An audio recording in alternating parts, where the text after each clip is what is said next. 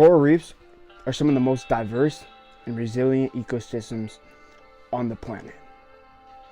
But they are facing numerous amounts of threats, from climate change to pollution, overfishing, and coastal development. Coral reefs are struggling to survive. In this documentary, we will dig deep into the challenges these coral reef ecosystems are facing and the efforts that are being done to protect and preserve them. This is a Northup documentary.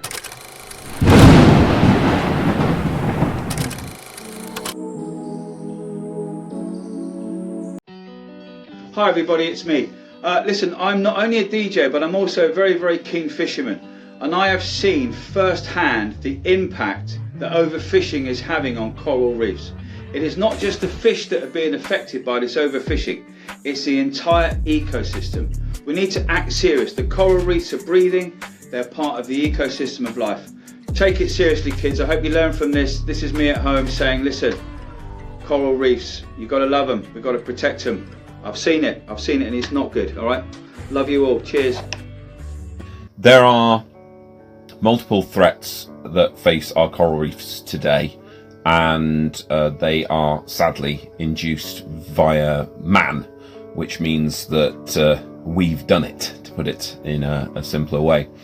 And the biggest problem that we're probably seeing right now is coral bleaching. So coral bleaching occurs when the water temperature gets too hot for too long. That's the key element here.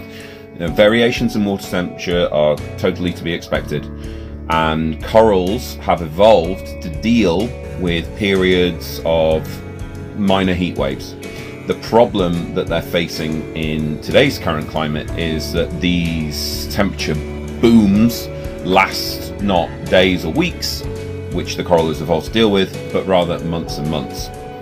So coral bleaching is when the corals expel their symbiotic algae that provide them with food, and they expel them because it's too hot for them to safely keep them inside their tissues, and then because it stays too hot for too long, they never get a chance to recover. So coral bleaching is without doubt one of the biggest issues that coral reefs face today, and that is caused by global climate change. Our sea temperatures are warming up because we are warming the atmosphere. Coral reefs, their bright vivid colors can be seen in the tropical ocean's waters around the globe. Beyond their thick, brilliant appearance lies a hidden significance. Coral are animals. Though they may look like colorful plants, coral are in fact made up of tiny animals called polyps. These invertebrates can range from the size of a pinhead to a bit larger than a basketball. Each polyp consists of a soft body, sac-like body, topped by a mouth covered in stinging tentacles to protect their soft bodies and to add support. The polyps secrete limestone skeletons or calicles. Corals are mega builders. One of the other issues that coral reefs are facing, and this is one that's become more well known recently, is the effects of ocean acidification. So the oceans should be at a pH of about 8.2, and due again to human-driven climate change, because we've put so much carbon dioxide into the atmosphere, that carbon dioxide has dissolved into the ocean, and when you dissolve carbon dioxide into water, you get an acid.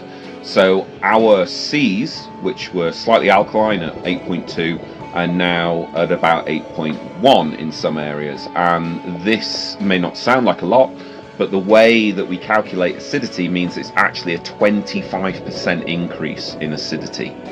And things like corals, and indeed crustaceans, and even fish use calcium carbonate, otherwise known as limestone, but they use calcium carbonate in their bodies to make hard structures. And the corals in here, the hard structure that they're on is calcium carbonate. The problem is calcium carbonate gets dissolved in acid. So as the acidity of the ocean has increased, the corals and also the knock-on effects on crustaceans, mollusks, anything that uses calcium carbonate in part of its body, they are finding it harder and harder and harder to make stable homes because they're literally being melted away. And one of the other issues that are facing coral reefs right now are things which may seem very, very strange, but actually is things like sound pollution. So for coral reefs to exist and to remain healthy, there has to be a very, very specific and very finely balanced regime of different creatures doing different things. And if even one of these creatures gets knocked out of the regime, then the whole thing can crumble. So when a coral reef has been damaged, has been impacted, it can be very, very hard for it to become healthy again, for it to re-establish, because all the necessary players have got to be on the pitch. And one of the ways that coral reefs actually recruit, that's the term that's used, recruit things like fishes and new corals and crustaceans and whatever, is it's actually the sound that the coral reef makes, and this is the collective sound of a healthy coral reef.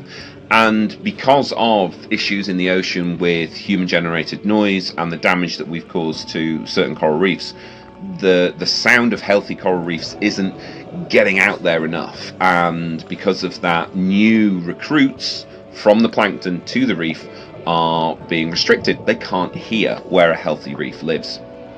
Now, there is some good stuff happening though, because while there are humans that are doing bad things, there are always humans that are doing good things. So when it comes to coral bleach, when it comes to coral bleaching, one thing that science has been working on are corals which are more resilient to temperature change, because the way that corals work is that, put simply, if you can create a super coral, there's a chance it could pass on its super skills to other corals. So right now there is a lot of work being done specifically in Florida, creating corals which are very heat tolerant.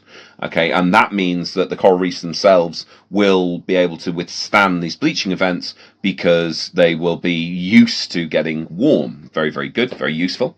Regarding reefs that have become damaged and degraded through whatever reasons, pollution, illegal fishing, you name it, because they've lost the sound of a healthy reef, science has recently been doing some experiments where we have put small underwater speakers into reefs which are playing on a loop the sound of a healthy reef. And all the experiments so far have shown that this has actually increased recruitment of all those key players, the fish and the corals and everything, back to damaged reefs and got them going again. So that's something else that's been done and something else that's being looked into. There are also some great people out there who work directly within coral conservation and plant reefs, and they will grow corals in labs on land, and then they will go and they will create new reefs. And connected with that are also people that go out and protect salt marshes and mangrove ecosystems, because these are also areas that protect coral reefs. They protect the coral reefs not from the seaward side but from the landward side. They will stop storm surges tearing through land, and they'll then stop obviously things like silt draining onto the reefs. There's a lot going on, but the one thing you do have to remember is it can be achieved, and there are some really hard-working scientists right now, and conservationists, and just good old-fashioned members of the public, school kids, vicars, bakers, you name it. Loads of people are doing all they can to help coral reefs. It is something that can be saved, and it's something that definitely should be saved. As a student at Collegiate Academy, I find coral ecosystems very important to keep safe, because if you don't have good coral ecosystems, you could have bad economic results, and you could have species who are ultimately rare die. We don't want that. My grandparents, they were really into the coral reef systems of the world, marine life, and all of that. So I decided to pursue my life into studying the coral reefs, you know? I just love coral reefs, you know? All the marine life, it's just a wide variety from sharks to eels to urchins to defenseless clams, you know? It's just a wide variety, a wide, vast ecosystem, some would say. But coral reefs, they're threatened, as most should know, but my goal in my research is to save the coral reefs, better the environment for the marine life and ecosystem, and that's why I decided to leave Collegiate Academy to pursue my studies in coral reefs and marine life. I'm recording artist Galaxy G, and what's my thought on coral ecosystems?